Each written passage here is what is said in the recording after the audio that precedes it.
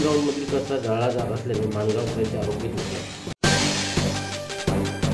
माणगाव नगरपंचायतीकडून शहरातील ओला सुका कचरा संकलन करून तो उतेखोल येथील आश्रमशाळेलगत मोकळ्या जागेत डंपिंग केला जातो.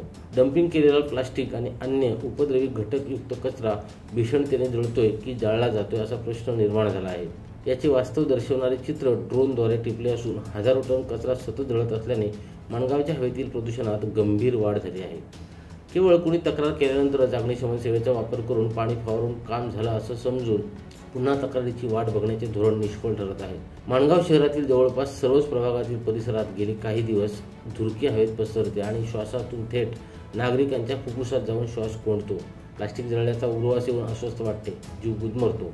या परिसरातील लहान मुलांसह अनेकांना सर्दी, खोकला, डोळे झोमणे, मळमळ अशा प्रकारची लक्षणे प्रकर्षाने जाणवत असल्याचे स्थानिक तसेच आश्रमशाळेतील विद्यार्थ्यांकडून बोलले जात आहे.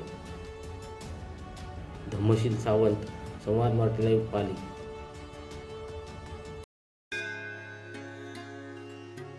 श्री गणपती संस्थान महड, तालुका खालापूर, जिल्हा रायगड. श्री वरद विनायकाच्या भक्तांसाठी भक्त निवासाची सोय, स्वच्छता आणि 24 तास गरम पाणी. सीसीटीव्हीची नजर.